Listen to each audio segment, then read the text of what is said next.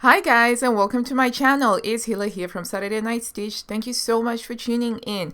Today's post is a magazine browse through of the Burdastyle October 2019 issue. This landed through my letterbox a couple of days ago, exactly 2 days ago, and I've already traced something out of it, so I think that it's quite a good issue. Heads up, spoiler alert.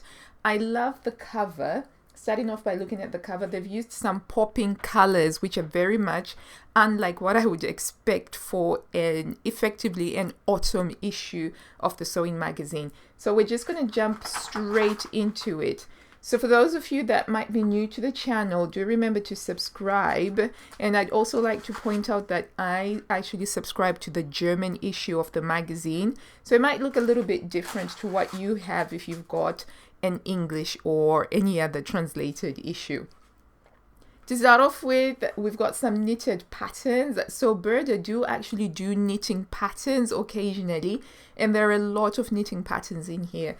I love the chevron on this, and it looks like a relatively simple knitting pattern, and it looks like they've used an Aran weight yarn. So the chunkier the yarn is, the faster the project finishes. So I do quite like that. I tend to prefer knitting with either DK yarn or Aran weight yarn because it's a lot faster and I don't have the patience for anything that takes longer. And then you've also got some socks here made in what looks like it's possibly a DK again or an Aran yarn. And then there's another knitting pattern here using a very thick yarn, and this reminds me of some of these rugs that I see in Habitat or IKEA. So it's very chunky, it's got like this lovely texture going with it, and it looks like it would be something that would be easy to knit up. I'm very excited about that. I like the fact that they've color blocked the scarf. I mean, of course, it's not a new idea. If you do knitting, you'll know that this is a good way of using up knitting scraps. But just seeing it kind of reminded me that this is something that I would like to do, especially since I'm a little bit tired of crocheting blankets at the moment. And then we've got a scarf that's also been made in a nice thick weight yarn, which means that it would knit up very quickly. That's quite cute. It's got some little pom-poms and tassels there. And there's a beanie hat. I think that looks like a children's size beanie hat. I think it's kind of cool that they're mixing it up by including these knitting patterns, because I think quite a lot of people who do sewing, they are also interested in other ways of making garments. We've got another chunky cardigan style, which has got what looks like Batman or Dolman sleeves. That's quite cute. It's got some garter stitch on the edging to sort of create the facing. That's really lovely. And I like what they've done here with the alternating black little lines. And you can see the floats when you look over there. In another time, another life, I might actually attempt that, but I kind of feel like October is the perfect time to be showcasing knitting patterns, because especially in the Northern Hemisphere, we're getting into winter now, and I don't know about you guys, but I tend to start thinking about the yarn arts, the yarn crocheting and knitting when it starts getting colder, and I'm thinking about doing cozy stuff. So yeah, and then they've got a feature about yarns and how to dye them, and crochets. And then we finally get to the sewing patterns. Okay, now the first time that I saw these in the preview, I immediately thought of Downton Abbey. Now here in the UK, the movie is coming out sometime in September, so there's a lot of ads about it all over the place. And when I saw this, I was just like, oh, Downton Abbey, Downton Abbey. So to me, this is like the Downton Abbey issue, because it's got all of these British heritage equestrian themes for it. So first off, they started off with a cute little jacket. This is in a petite size from 17 to 21, and it's classified as a masterpiece pattern. It's a 4-dot pattern, which means it's not for the faint-hearted, basically. But it's lovely. I like the heritage fabric that they have used on there. And then you've got second coming in, we've got top number 104. And I'm just going to give you a heads up straight away. I've already traced this pattern. You can't see a lot of the detail in it because of the fabric that they have used. It's a very busy fabric, so you're missing out on the detail of those beautiful welt pocket, slanted welt pocket openings. And it's got a drop shoulder sleeve, as you can see from the line drawing. And I think there was just something about this shirt that really struck me as a great top to wear in winter, and it's quite roomy enough for me to be able to layer it with like a thermal vest or a roll neck top, which is what I have to do in winter. So I felt like this was a good strong start to the issue in terms of the sewing patterns. That's a nice fitted blazer style, classic. Burda always do really well when they stick to classic silhouettes with a little bit of a twist to them. So I think that they had a good strong start overall. And then we have, carrying on with the Downton Abbey theme, we have this dress which has, pardon me, excuse me, we have this dress and it's got these extended princess line seams that become the pleats to create almost a tulip shaped skirt. It's nice. They've used a heritage fabric. I gotta say, I feel like this could have done with a broad shoulder adjustment. I think that this is just a great example to show anybody who isn't sure about what a broad shoulder adjustment is that this basically, it fits her everywhere else, but she seems to have a broad shoulder like I do. And you can see here the shoulder seam kind of goes up to that point, but her shoulder is still popping out so much. So this could have just done with a little bit of a broad shoulder adjustment, in my opinion, and that would have been quite a good fit. But it's always good to see examples of what sort of sewing adjustments you could make. Okay, so I wasn't overly taken by this style of dress, I gotta say, and maybe it had to do with the fabric itself. This is a fabric that I normally associate with blazers or jackets, or maybe trousers even, but for a dress, not necessarily, but that's just my own personal opinion on that. And then we've got a dress number 102, and this is in the tall sizes from size 72 to 88. I feel like I've seen this style at least 3 times this year already. I definitely know I've seen it in, I think it was the June issue as a linen, but it had statement buttons. So there's nothing, absolutely nothing new with this particular style. They have used a fabric that reminds me of a collaboration that H&M has done with this design. I can't remember the name, but I'll try and put it on the link down below. But what I do like about this dress though is that it is roomy enough to be worn underneath a roll neck top, and that's kind of my staple for winter. I always have to layer anything underneath it because I get very cold very quickly in winter. So that's one thing that's nice about this dress, that it's got the ease already added in for you to wear it as a layered piece. Okay, continuing with our Downton Abbey theme, we have possibly the simplest sewing pattern I have yet to see using knitted fabric. You're kind of making like a poncho. And yeah, it's just basically a rectangular piece of fabric, and then you add a neck hole to it with a cowl.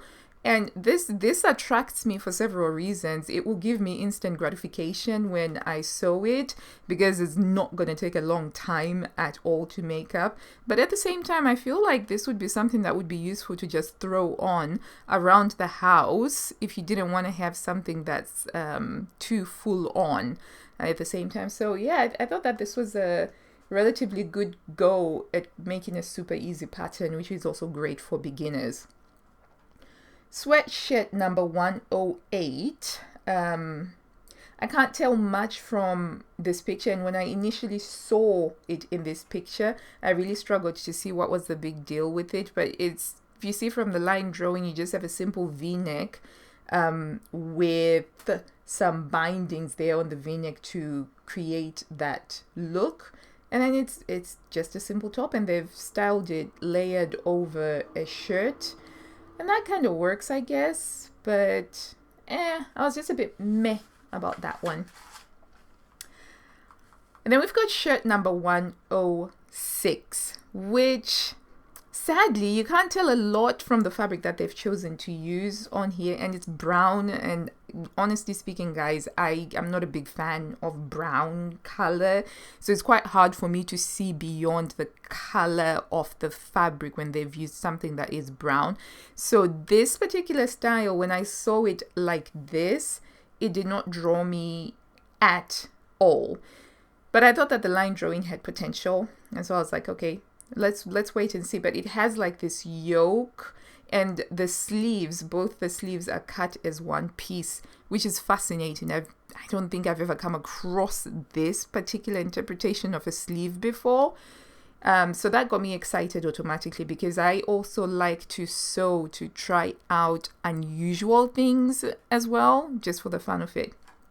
Okay, but this is going to come up again in a better version that I actually liked. And then we've got skirt number 110A, which it didn't catch my eye again because of the colors.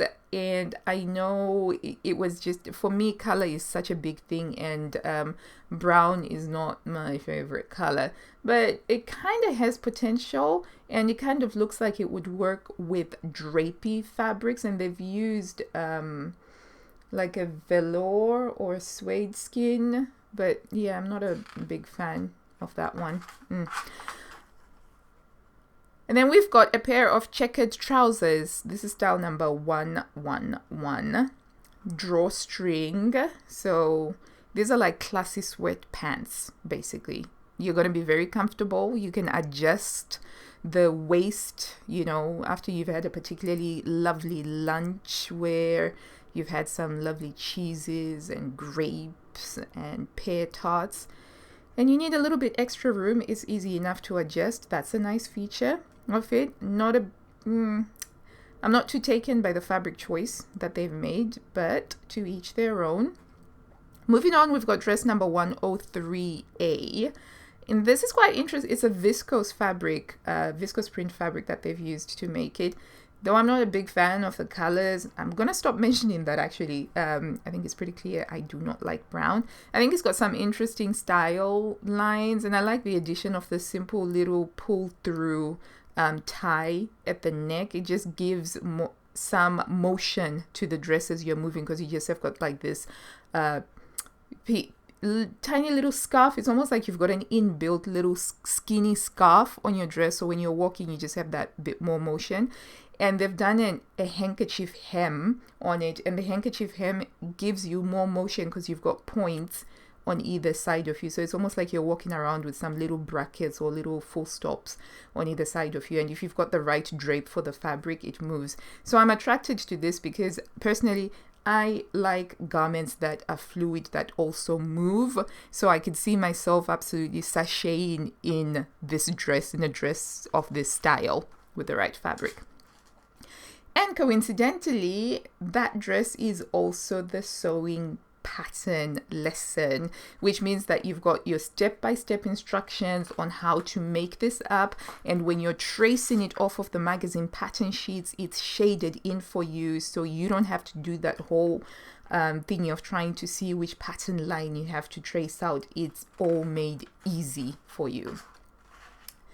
Okay, then we move on to this retro no, I'm going to call it Luddite, because it's got a very strong Luddite feel to it. And I gotta say, the first time I saw these pictures in the preview, I immediately thought of this Weird Al Yankovic song, which is called Amish Paradise. And when I just saw that, I just couldn't help. So now every time I come across these pictures, that song just plays in my head, the Amish Paradise one, because I got a lot of Amish vibes from this. And somebody mentioned in the preview video that it reminded them of the Quaker style. But yeah, and I can definitely see where that's coming from. So it's a lot of grays and a lot of whites, and you even have them in this. I thought that this styling picture was very much on point, because it's very clear exactly what they're going for. It is not confusing at all. And even the way they have the woman sitting with her hands folded primly on her lap, and then you've got the man with his hand gently on her waist. If you look at those old-fashioned pictures from way back in the day, in the early days of photography, this is exactly how people posed for it. So I just thought that that was pretty spot on in terms of executing the vision that matches up with the patterns and the fabrics that they have chosen. Okay, so first off, they've got the vest, which is over there, right? And it's in a jacquard fabric, which it looks a little bit like a chintzy curtaining fabric. And it's lovely. It's a lovely fitted style, and it's tailored. It's not something that I would personally make, I don't think, because for me, it doesn't work as a standalone garment. And I do prefer to make something that would also be, for all the time and effort it would take to tailor this vest, I would want for it to also be a standalone garment, not just something that can only be worn with something else. Although it looks lovely with this lacy top, although this doesn't fit in with the Luddite look because I don't think they were allowed lace. Lace was considered to be very frilly and frivolous. And then we've got some aprons, and these are good. Aprons are always a good thing to have, and they've used like a cute ditsy print fabric. Totally down for that. And again, keeping with that Luddite theme. Now, this one was quite a little bit of a confusing picture for me. So clearly they've set this up to be a Luddite, a theme of old-fashioned values and what do they call them? Puritan, old-fashioned Puritan values. And then you've got our girl here. She's wearing the gray skirt, cool, and a white shirt that's buttoned up all the way to the neck. But she's also trying to do the whole, sexy modeling thing where her lips are a little bit parted and she's in a little bit of a pout, and so I was just like, it's not quite working out for me contextually here, so if we just go back, that works, that's prim and proper and it's fitting in with the stuff, but we're trying to be sexy, but we're not. It was a bit of a juxtaposition, but that was just the fun that's one of the things that I enjoy about the Burda magazine, sometimes critiquing the vision that they have tried, the editorial content, so to speak. Okay, and then over here, right, there's that top again that I mentioned before that didn't catch my eye because the fabric was in a brown print, but put it in pink and I am all gaga about it. I am loving the details. I am loving that delicate neckline, which almost looks like a funnel neckline, but it's actually a stand-up collar that's folded down. I am loving that gentle curve of that seam just above the bust line. I am loving the gathering on the sleeves to create this blousy effect. And I'm loving the use of the textural stripe. So you've got the stripe going down on the main body space, and then you've got it going across on that sleeve pattern, and then you've got a cute little black ribbon at the back. Absolutely love this, and I was like, yeah, of course I'm gonna make this.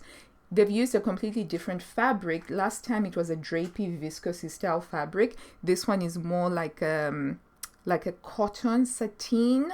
So it's got a little bit more structure, which gives it a bit of a crisp airiness that just had me gaga. Plus it's pink. I kind of love pink. And also, I don't think the Puritans were into pink either. I think pink was possibly considered a frivolous color, but I may be entirely wrong. But I just love the interpretation of this with this particular fabric. And yes, I did trace this one out as well. And then we've got girls' pattern dresses, which is dress number 131. It is cute and lovely to look at, but this is not the style my girls would go for, and they would not be interested in it because it's a woven fabric, number one, and we tend to prefer jerseys because it just makes it a lot easier for them to grow into. But it's cute. I like how they've done the navy and the white lace, so that's quite lovely.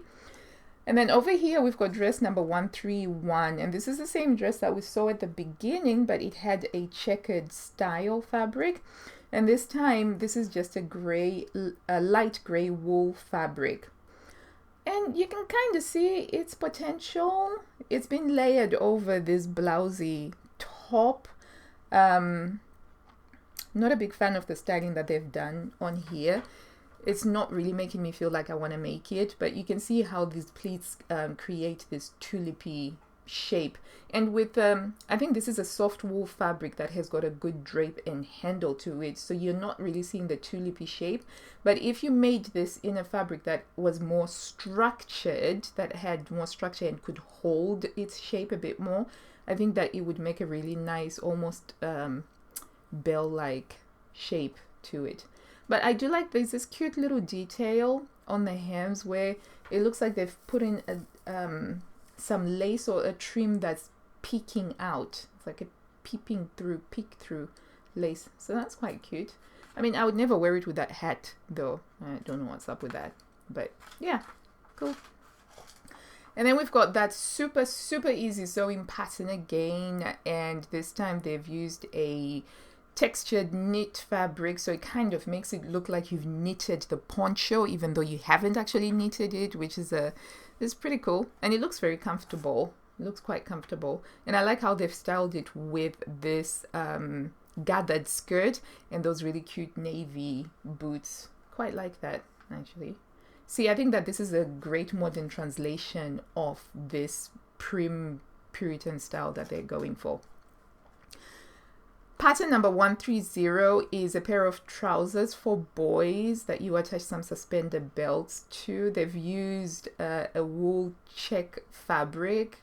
I mean, personally, I would never use wool for kids because my kids, yeah, they just get mud on things and wool needs to be dry cleaned. So that's not going to happen with me. But they're cute. I mean, they're cute if you wanted to make something super special. But they've been given a 2-star, a 2-dot rating, which means that they're quite challenging to sew up. Okay, now let's give it up for the guys because pattern number 122 is a pair of trousers for men, which have drawstring trousers, which have drawstrings on them, but clearly they look like professional style trousers, but then they've got a drawstring. So they would be comfortable, I guess. So I showed this to my husband because I couldn't make up my mind about this as to whether this was a good idea or a not so great idea. And bless him, he was just like, yeah, I'd wear them if you made them for me, which is okay, but he's really lovely, is my husband, and he'll wear anything that I make for him. So I have it in my mind that I'm going to ask my brother-in-law the next time that I see him because I don't think he likes me too much, but he's brutally honest with me about everything. So I think if he says that this is a great idea, I'll definitely go ahead and make it for my husband because, you know, if a guy is saying that that's a good idea, then it probably is. But yeah, I thought that it was quite interesting. It's the use of wool fabric and it's been given what looks like an elasticated waist with a drawstring. Definitely something to think about. Definitely gives you food for thought. And then we've got blazer number 114, which, oh my gosh, you guys, this blazer has tempted me to come out of my jacket sewing retirement that I'd gone into. It is so cute. And if you look at that, I love this, I want to say it's a rectangular, it's almost like you've got a rectangular collar and it's oversized here, and then this bit is a little bit smaller, the upper collar itself. Then it's double-breasted, you've got the 4 buttons there, and you've got your princess seam lines to give it the shaping. I love this. And even in the gray fabric, I was tempted to go out and buy some gray wool fabric, but then I remembered that I've actually got quite a lot of jackets that I've already sewn myself, which is why I'm in jacket sewing retirement. But I am so tempted by this. This is such a lovely, lovely pattern. And I think that Burda have done a great job with this one.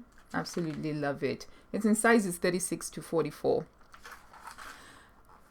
We have shirt number 116, which is just a simple crew neck top. There is nothing new there, so I'm just going to quickly move on to style number 132, which is a girl's dress with a box pleat at the front and a V neckline and some cute little cap sleeves. They've used a fabric that's obviously great for autumn winter, but this could work just as well in summer in a linen or a summer weight fabric. So I think that this will probably, I imagine that for one of the summer issues next year or something like this, this will come up again in a different fabric. But it's a good one layered for winter. And then we've got a tall pattern, which is in sizes 72 to 78, and that's number 108. And it is that dress that we have seen this at least 4 times before. Drop shoulder dress with an elasticated waist and a button front. But they have added, they've zhuzhed it up, I want to say, by just adding this piece of fabric that's pleated over. You can't see it because of the fabric choice that they have used there, but there is something going on that button placket, which I think is the sort of thing that you can just about add to any sewing project just to zhuzh it up a little bit. Interesting fabric, not quite my cup of tea, but never mind.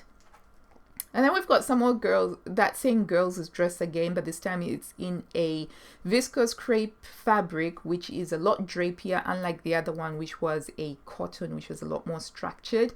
And it's been layered over that dress number 132, which has been made in a denim. And that's an interesting concept. My girls absolutely love layering their dresses. Can be quite frustrating sometimes because it doubles the amount of laundry, but they actually do layer dresses a lot. Sometimes if they want to make like a maxi dress, they will wear a skirt over or underneath the dress to achieve the effect that they want. So I was like, oh, that's pretty cute. When I saw that, I was like, yeah, that's what my girls do as well. And then we have a boy's vest, style number 129, and that's been sewn up in a denim. And again, this is really, really cute, but it's a stand-alone piece of garment that I probably wouldn't make just because, unless if they had a play or something and they absolutely needed to have a vest, and I would just whip it up quickly without bothering to make it as neat as possible. But it's cute in denim. Really cute.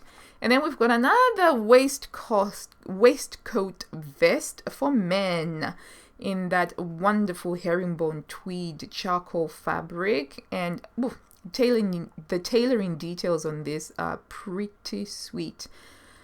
It's an interesting look, and oh my gosh, sorry, side note, I just noticed this right now. Who on earth chose the shirt for this guy? Look at that. That shirt is way too big for him. Look at that. Guys, am I the only one who's seeing this? I'm just going to grab a pen. This is where his neck is, right? And this is where the collar is. It's far, far too big. Should have at least tried to Photoshop that out. I think, but that's way too big. Yeah, which probably explains why the cuffs are rolled up like this. But I didn't notice that before, but I noticed it now. This is one of the reasons why I like doing these videos. I always pick up on some things that I didn't notice before, but no, this is not what you want from a fashion magazine. You want that collar to be snug right up next to that neck. Anyway, and then we've got an advertisement of men's colognes. Sauvage. Creed. Okay. Our second sewing pattern lesson is that waistcoat, the women's one. And, you know, so you've got everything put out for you, and it just makes it a lot easier if you wanted to try out with sewing a Burda pattern. Now, the retro pattern for this month does absolutely nothing for me. So many things did not work for me personally on this. I do not like the choice of fabric. It's kind of like it looks like some sort of a velour fabric type, and it looks like it's a cropped length as well. It just didn't work for me. And I also thought from a styling perspective, the styling was also not what I normally expect. And you can, not to nitpick or anything like that, But when you see the model, in most cases when they're modeling stuff, they really try to lengthen the height. So it's normally chin up, you know, so that you've got like a long silhouette of the neckline going down its bust. But this shot that they have chosen for the magazine, she actually has her chin tucked under, and she's not going for the extra length which you normally get. And I think that's because if she were to lengthen herself in a normal modeling pose, you'd see that this is a very cropped top, like really cropped, and that probably didn't look all that great. I mean, for me, the fact that this was the best shot that they had, which you can see this wrinkling, there's like a lot of wrinkling on this, and it's kind of like you could have just straightened that out, but I feel like this just did not work for me at all. And this is from, I think it's from the 50s. Yeah, so it's originally from Burda, September 1959. Not a big fan. I cannot wait for them to do the 70s. I'm just dying. I mean, if they do the 70s, I will be all up in there, and I will be sewing every single one that came out each month. Okay, so then we've got another thing back to knitting now, showing you how to do the magic loop and how to do a cowl neck. I need to make one of those again. I knitted up one a couple of years ago, but then I lost it. So that's quite cute. Okay, and then we've got some more of that bright popping color theme that they chose to use for the cover. There's that blazer again, but this time it's like in a bright burnt orange, and this is smoking hot. I love the overall look of it. It's absolutely fabulous. This pushed me over the edge. This absolutely pushed me over the edge. It's got me thinking, maybe I could just sew one more. Maybe I still have one more blazer or jacket in me, you know. I love that. And then another masterpiece pattern, you've got this drapey jacket, which has got a drawstring. I kind of feel like this is the drawstring issue of Burda, because there are a lot of things that they've added a drawstring to that you normally wouldn't expect. But it works with this blazer. It works. It looks really nice. And I think that this would only work if you were using a drapey fabric, like they've used a viscose crepe here. Probably a triple crepe, and that looks really lovely. And it looks like these trousers also have got a drawstring on them, you know. So this is the point that I was making about how normal modeling poses, you're looking at lengthening the silhouette by just, you know, raising your chin up and all that, unless you're going for a stylistic one where you've got the shoulders hunched forward like this. But yeah, that's just like a personal nitpicking there. And we've got this beautiful popping yellow sweatshirt, which didn't do anything for me in another color, but in this color I was kind of like, yep, this is pretty cool, pretty awesome. This would be a great instant gratification sewing project, because this looks like it would be quite quick to sew up. And you could go in with a contrasting fabric for that v-neck just to make it pop. And oh my gosh, how cute is this dress? I love the orange fabric that they have used. I love the styling with the yellow wellies or yellow boots, and then the terracotta red scarf. It's got these slanted angle pockets. It's got the flattering princess seam lines, and it's got the V neck and an exposed zipper at the back. I was just like, oh, I would love to make this. I would absolutely love to make this. And it would be so much fun to do some contrasting panels for that center front and then for the side bits. You could have a lot of fun with this pattern, actually, a lot of fun. So it's definitely up there on my, I would love to make. And then we've got shirt number 115, which is a simple shirt that, t-shirt, made in a jersey. It's slightly cropped. You can see it's quite a high hem, shall I say. So you'd need to check if that was something that you would want, but it looks like the back hem is lower than the front hem. It's simple, you know, it's not anything new really. Not a big fan of it, but it works. And then we've got those trousers again, the drawstring trousers, this time made in a crepe. We saw them before in a wool check fabric. This is more attractive to me than the wool check fabric, but that is a personal opinion as usual. And then we've got that waistcoat again, but this time it's in a solid color and it's fabulous. looks absolutely fabulous, paired with the mustard yellow roll neck top, and then you've got kind of like your red blazer, and then you've got your blush pink trousers. She's working it. She's kind of like, yeah, that's it. Beautiful styling. Whoever did the styling on this particular photo shoot did a really fantastic job of it. The colors are popping, they're bright, and they're making me excited to sew these things, which is always a good thing. And we've got that dress again, and it's in a solid deep purple fabric. They've used a crepe, and it is absolutely beautiful and stunning in this color.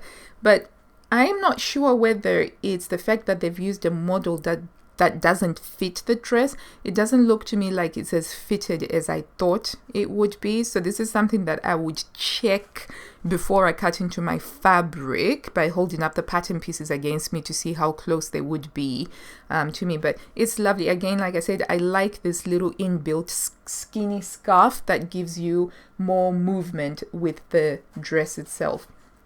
And then there's that top. You couldn't see this before. Hopefully you can see it now. I'll try and do some close-ups. But it has got these slanted welt pockets at the front.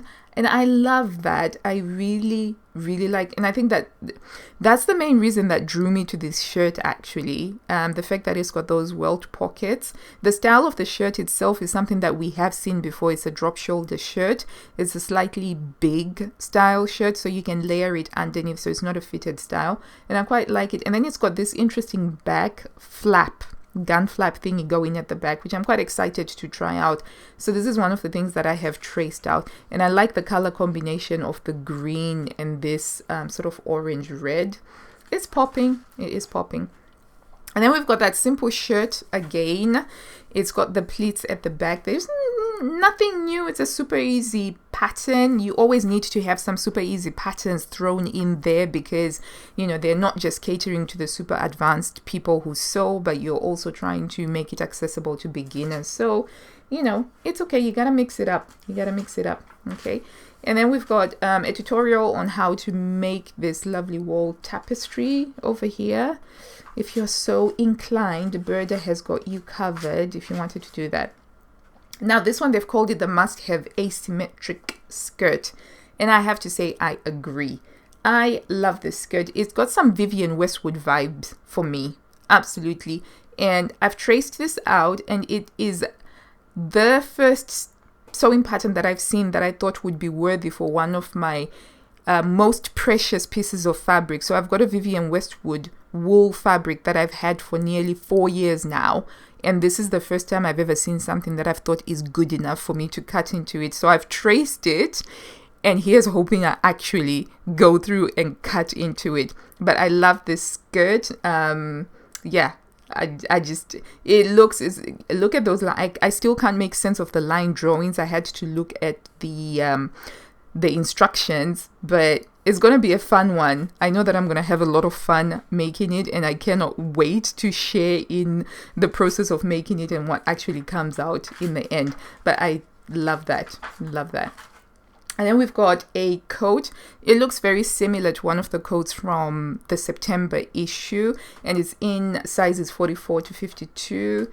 They've used a camel fabric, and that works really well as well. I think there's something elegant about these coats that don't have buttonholes to them. There's just something really classy that I like about them. Oh, I loved this top number 126, which has got this asymmetrical detail. And I think it's almost a shame that they didn't use a contrasting fabric there just to make it pop over here. But I do like that. And it looks like it would be something that would be easy to grade down. So I might try that because it looks like it would be easy to grade down. It doesn't have that many pattern pieces, and it doesn't have a lot of intricate seams to it.